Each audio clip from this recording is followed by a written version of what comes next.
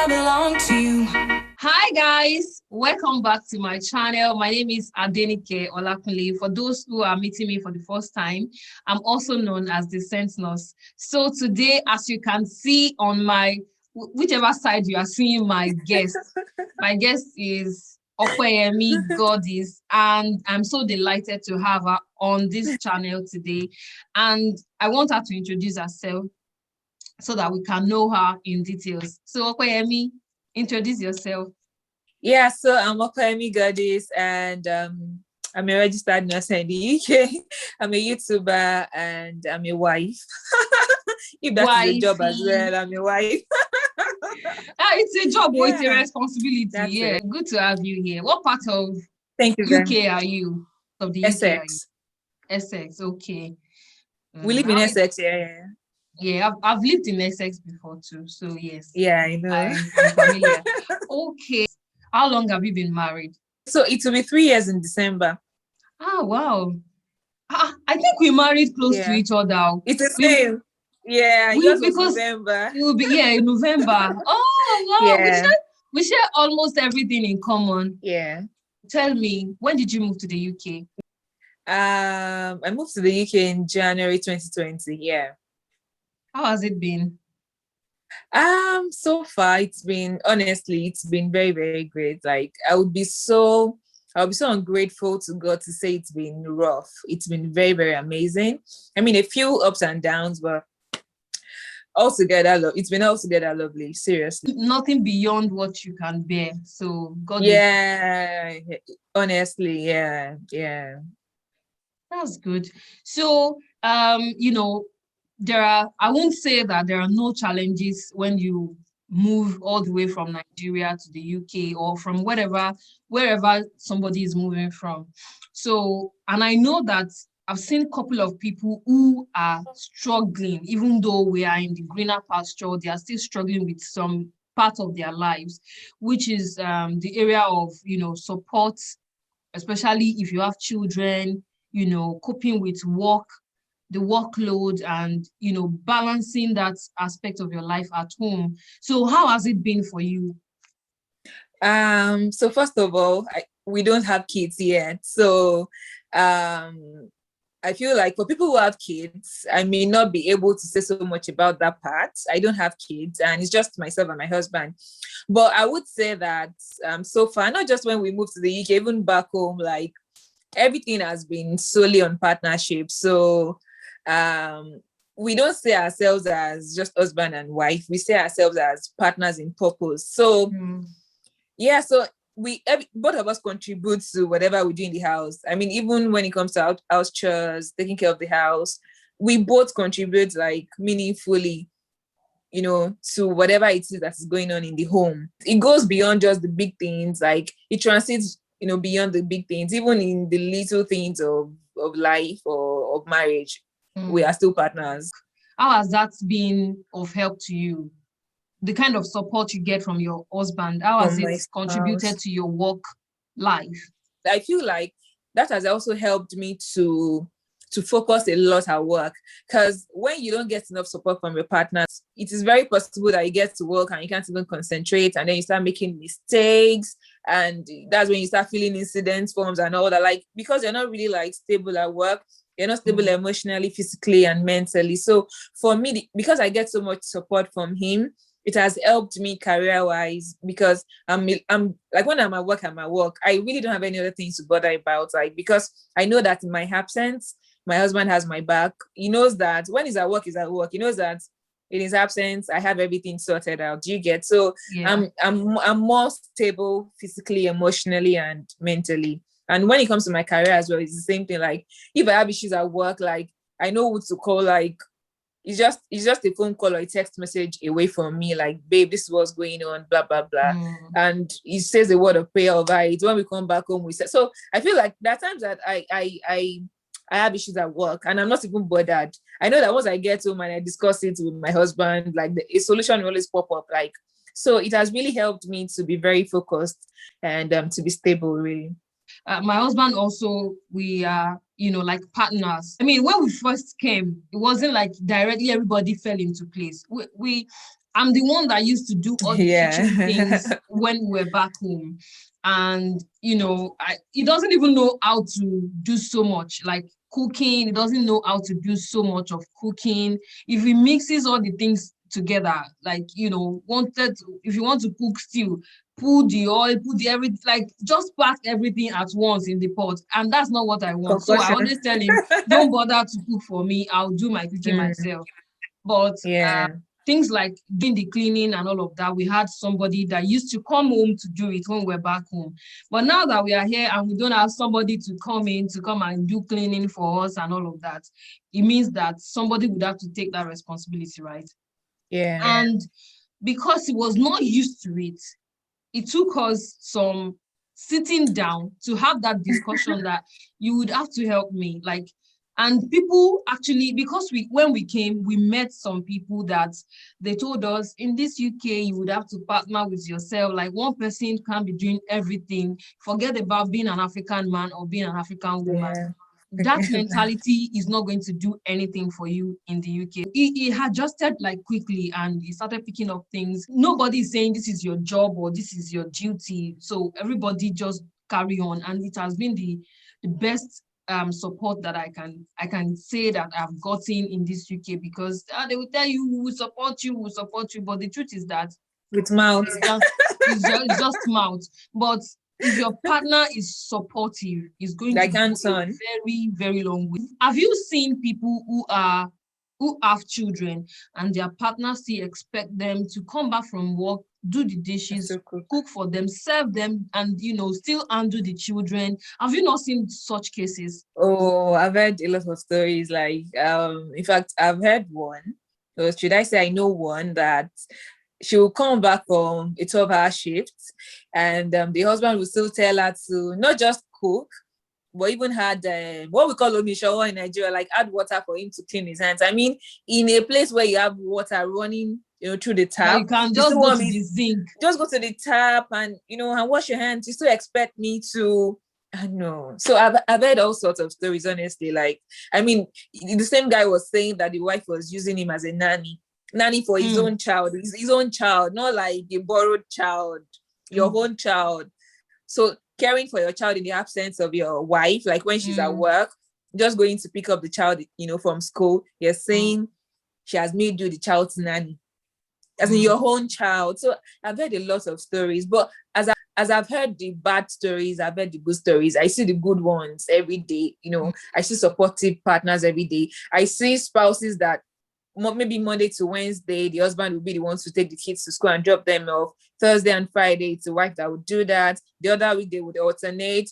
I have colleagues at work that when I don't see them drive to work, I already know that the wife is the one driving, because the wife is the one doing school runs. Whoever is doing school runs is the one that would drive for the day. I mean, I've seen all manner of awesome couples who are like really partners in this business. Do you get? I've seen few of my colleagues, men, that would call in sick just because their wife is sick and they have to sit at home and take care of they don't play with their wives. And it's not like because maybe the wife is earning more, they are even earning more than the wife. So but then I've heard the bad stories too. Do you get? I've seen husbands that would prefer to go back home because they can't afford to just sit there and be the child's nanny, your own child. I don't understand. That I still, mean, it still gives me some kind of. My husband finds this weird and says that you will be able to bond with your children, like your children. Do you know your that in Africa, many fathers were not present because they were the ones going up and down. Now you have the opportunity to bond with your children. Like he's looking forward to it. You don't know how my husband will think. My husband will say, when he's buying the wrapper for wrap that we used to do like shawarma, and he say, I'll buy the small one because I'll not be wrapping the small one for the children. Like he has been, when you are already preempting what you'll be doing for the children, he said you'll be bonding with them, for fatherhood. like all sort of things. And then there is a father that is thinking that I can't be doing nanny like your own children. That one. So what do you think? What do you think would have prevented such kind of things before you even come to the UK at all? As a couple that are intending to come. Yeah. I didn't care. So there are two things to this. First of all, before you even get married at all, you should know the kind of man you want to get married to. Like, if he's irresponsible as a single person, it would be irresponsible as a married. But you know the way they say, oh, marriage changes people, especially men. They become so serious when they're married. So you see a man that cheats on you when you're still single, you'll be like, oh, once you're married, he will stop cheating. Once you're married, he would just become automatically responsible. It doesn't happen that way. Like, before we got married, my husband was already acting like, in fact, he's been a family man forever because his father died at a very young age. So he's taking his family's responsibility at a very tender age. So he's been a family man all his life. And the way he was raised by his father, like his father was a core career person, but a core family man. The father will wake up at 5 a.m. to make bread and tea for all of them. Wow. Before the mother even wakes up. This is not now. I'm talking about 70s. I'm talking about 70s and early 80s when they were raising all of them. Wow. So it's not even now that millennial fathers are, I mean, we've had millennial fathers who were responsible from back then. So he grew up in a home that the father would be the one to wake them up 5 a.m. And the first thing you do when you wake up, before you even brush your teeth, you must have a cup of tea and toast. Wow. Do you get? So yeah. He grew up seeing all that. And even when the father died, he had memories of all that. So even when the mom eventually told me that, and he had already told me, so I was like, oh, so this is why he behaves this way. This is why he's family oriented. And so what kind of man do you want to marry? If right now they are still single, he doesn't think like a family man, like he doesn't think like a father. You don't have to have a kid before you start thinking like a father. Of course, You don't have to be married before you start thinking as a husband. Yeah, so if now that you're not married is already like very responsible, or you even visit him at home, you're doing all the dishes alone. Both of you have eaten, you know. Yeah, you are the one doing all the dishes alone because you're the one that they gave birth to you to be a slave. Even if you're not the one doing the dishes alone, he's not even in the kitchen. This thing it's true. He's not even in the kitchen gisting with your child. You know the way that there are times the husband will not even help you to do anything, but they will at gist least with you that present. you even think they've done all the work. Then now even rubbing your head, tapping your bum bum for married people. So I'm just saying that. So if as a single person is already irresponsible, and then automatically you're thinking, it would be, it won't happen. The second side to this is, okay, you're already married to this guy, but you are still not sure if he's irresponsible or not before you even move abroad.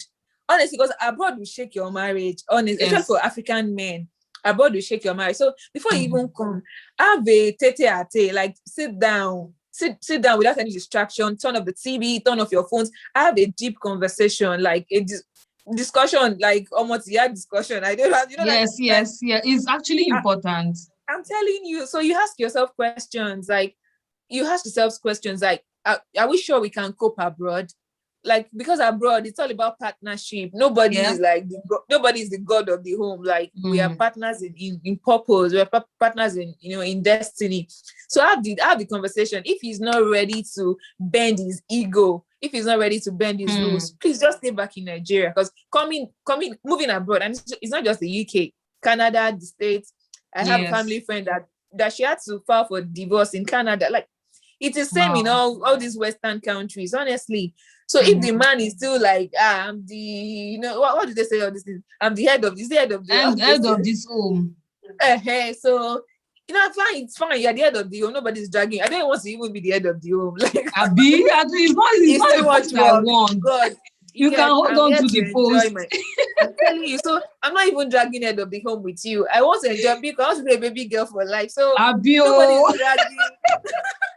Nobody is dragging head of the home with you. Well, if you now have to keep saying I'm the head of the home, I'm the head of the home, something is wrong somewhere. If you have to keep emphasizing it, so don't even bother to move abroad. It's not just the UK. All Western countries don't bother to go because most Western countries are family oriented. Like my friends in the States, my best friend lives in the States, and herself and her husband take care of the kid. As in, one will go and drop my Kikyope off, the other one would go and pick. Like, they are like partners in purpose. Nobody's saying, I am the head of the, I cannot touch the baby. When you were Abi? making the baby, you did not touch the what? I mean, you hear Abi? all sorts of funny stories. I don't know. I don't understand how they come about. Yeah. So don't bother moving abroad if you know that your partner is irresponsible. You would have a very, very tough time. Trust me. And that's if the marriage is actually important to them. For me, yeah. I said it's like, if we are going to ever think of divorcing ourselves, I tell my husband, I would rather go back home with you. Like, both of us, let's just go back home. Like, I'm not ready. No, I love my husband. We love each other to that extent. And I mean, I can't afford to jeopardize this home because we came abroad. Do you get what I'm saying? So that discussion is very important, especially if you treasure what people shared together. So, and that discussion, if you are not married and you are planning to go to the abroad, anywhere to the abroad, I tell you, you need to have that discussion, not just because you can afford to pay your IELTS money.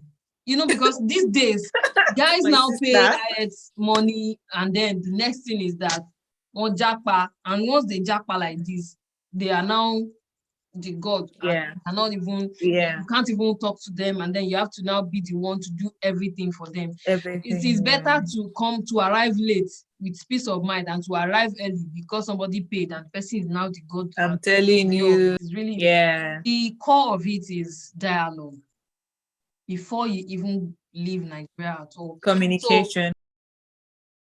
So what would you advise people who are already here, but you know, they are not getting the support that they need? How would you advise them to go about it? So, using myself as an example, right? I know that when I wasn't getting enough support, I did some things and it really worked. Okay, so at first, when I felt I wasn't getting enough support that I needed, at first I wouldn't say anything. I would not talk. I would not verbalize anything, but I was showing it. So I was always very cranky. Like it was very obvious I was upset about something, but I would never mention it. So my husband would be like, babe, what's going on? I'd be like, nothing is going on. He'd be like, but you don't look happy. You look like something is actually going wrong. But I'll be like, no, I'm okay. I'm fine. You know, the single word response is like, I'm okay. I'm fine. Blah, blah, blah, blah. Yeah. But it got to a time that I became frustrated because I wasn't getting what I wanted. And it was also not like, it was really bothering him because he felt something has to be wrong with my wife. She's not saying anything. And you know that once there's a bit of silent treatment in the house, you know, like the atmosphere is a bit very cold. Is not very cold. And my husband he can't function in that kind of an environment. When everywhere is cold, when he can't gist with me, when he cannot gossip with me. And I can actually go for a month without talking to anybody. Like I'm good, but I'm very good with silent treatment. Like I can, but he cannot function in that regard. Like, so I realized that he was frustrated, like, and I was also not getting what I wanted. So it was like I was just wasting my time. So I remember I was just ruminating about it, like, what exactly do I need to do to get what I want? So, and then I strongly believe it must have been the Holy Spirit, because something just told me, why not just talk? Like, just say it. Just say it. Don't just make assumptions in your head. Like, you should know I need help. You should know you should help with this. You should know you should help with that. Like, say it out. Then if he doesn't do it, then that's when we now know that, oh, maybe he has a problem and all that. But you've not even said anything. You're just making assumptions. And of course, that was actually the solution. I would just say, Bobo, can you help me with this? Bobo, can you help me with dishes? Bobo, on your way back from work, can you pick up the groceries? Bobo, can you do, as in, it was even very exact. Like, it was as if he was waiting for me to say, because the moment I started talking, like, he would do literally anything I tell him to do for me. Like, and you know, it was then I now realized that, wait, okay, you were just being stupid. Because back home, it was like this. Like, back home, I would tell my husband what I need, and in a twinkle of an eye, he would find it. Like, he doesn't want me to be stressed. So why would you come to the UK and think that it would change? Maybe that was what I was thinking. Or maybe because of the stories I had heard. Yeah, so I would not say anything. Yeah. But the moment I started saying, and I know that, okay, let me finish this and I'll say one more thing. So the moment I started talking, like, Baba, can you help me with this? Baba, can you help? He will literally do everything. And then over time, before even saying anything, he already knows. He'll be like, oh, you want me to help you? Abby? You want me? Okay. You just say, oh, you will pay me. I'll be like, I'll pay you in kind. Okay, I don't want kind. Okay, I will say I'll pay you with money. But I don't want money. I want kind. Like, we shall just over it and all that. So, and then it became fun. So and then it will be the same as well. On his way from work, if I'm at home, I'll just get a text, babe, help me warm my food before I come and all that. He might even meet me in the kitchen. And then so the bonding became so, we became so bonded that it really helped our marriage because we're always doing everything together. Like I can send him on errands, he can send me on errands. Like nobody is too big to run errands for the other person. Yeah. He can literally just tell me, babe, when you're away from work, please help me pick up this. I will do it. I can tell him the same. When you're away from work, please do this for me. And he will do it. I can call him from work, but please boil rice. We have stew at home, please, so that we can have something for dinner. I'll be like, there's no problem. On his way from work, he can be like, babe, please help us warm. He'll be like, please help us warm. So and then I will do the same. So yeah, I feel like we should, as women, or I don't know, even for men, say it out. Whatever don't just believe that. Don't believe your partner should automatically know what you want. Say it out. They might not even know you are dying. And you're already, honestly, and you would think they can see that I'm dying. Say it out. So if he doesn't now do anything about it, that is when you know that he has a problem. The second thing I would say is beware of evil. Should I say evil counsel? I wouldn't say evil counsel. So before my husband joined me, so I had like a big sister, like, let me say like an auntie. And now that's why I don't want to say evil, because her counsel was based on what she experienced in her home or what she was experiencing at that time. Like, be very careful of Nigerian men that once they come to join you now, like if you're going for a bank, my sister, I'm telling you, if you're going for a bank, you can even tell him you're going to the library. Like, don't be very plain when it comes to money. And it was coming. Adenike was coming from a genuine heart. Honestly, I'm telling you, it's because she was very open to her husband. Now, this woman is in her 50s now. I mean, she's been in the UK for like 3 decades. So she's not like, but that was her husband. She was very open, like a young wife then. She was very open and all that. And then the husband was actually making money and hiding everything. Oh my God. I'm serious, because she was a very responsible woman back. She would take up before the husband even pays one bill. She would have paid the bill. She was like, this is partnership. Like, so she was like, okay, be careful, though. You just realize that you don't have any money in your account, and the man will pretend like he doesn't have money. And it was even the kids that realized that daddy is rich, or he just pretending not to. I'm telling you. So she was giving me those counsel, and as a Christian, I was like, but I don't need this in my marriage. But I was just like, okay, we don't be stupid though. So when it came initially, I was a bit sick. I've never been secretive to my husband. And then I became... I can imagine because of the stories see, when you hear stories, guys, sieve out the stories you want to. These stories are genuine. So it's coming out of love. But know what is applicable for your marriage. Exactly. And then, but I had to tell myself back home, when my husband was even earning more than me, I knew his salary, even his side hustle, because besides his main job, he also had side hustles. I knew how much. He wasn't hiding from me. Wouldn't I come to the UK and be hiding? I would tell all of my no. I was really confused, but I just said, God, I would do my bit. I will remain open. Now it is left to him to do otherwise. But I'm just so grateful to God that, in fact, I remember when he even started working. Honestly, like, I know I shouldn't be saying something, but even his first salary, I got like a lot of.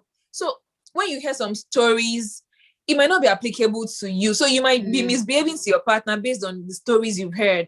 So if you know you're married to a good man, don't misbehave in the sense that you're like, see, I will even leave all the house chores to him. I've heard that Nigerian men, when they come, they will not help. So you now work for 7 days so that you will not be at home, so that you can do everything. No, please. So that's the second thing I would say. You would hear a lot of stories. People would counsel you. They would give you a lot of counsel and advice. Sieve out what is applicable for you, especially if you have a good man.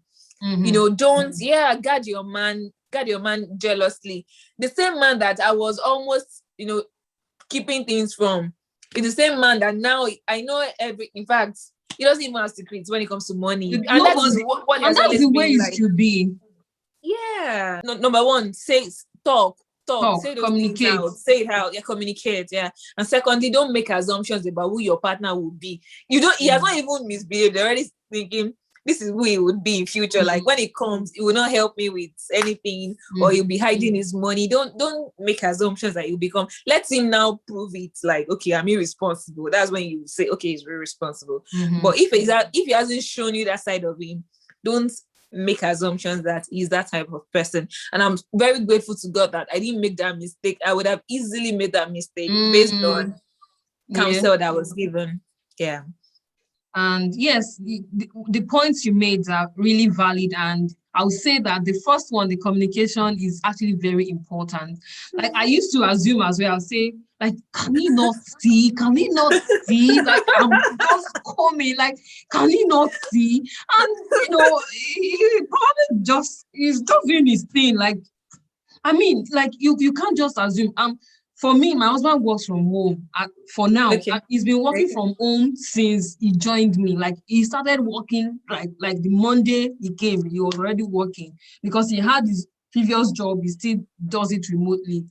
So he started working from home. So I will go to work and then I will assume that, but he's at home now. Like he's been at home. Like I was assuming a lot of things and it wasn't helping because I would think. And then one day he said, do you know that the fact that I'm actually at home does not mean I'm not working as well? And then I remember, I said, I'm sorry.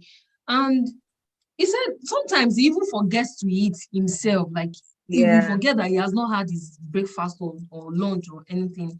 So I was okay, I'm sorry. But now I just tell him, he will tell me what you want us to do for you. Which one do you need help with? Exactly. He said, okay, help me buy, because it's cold. He likes riding his bicycle. We'll get on his bicycle, we'll go and do the grocery shopping and come back home. Yeah.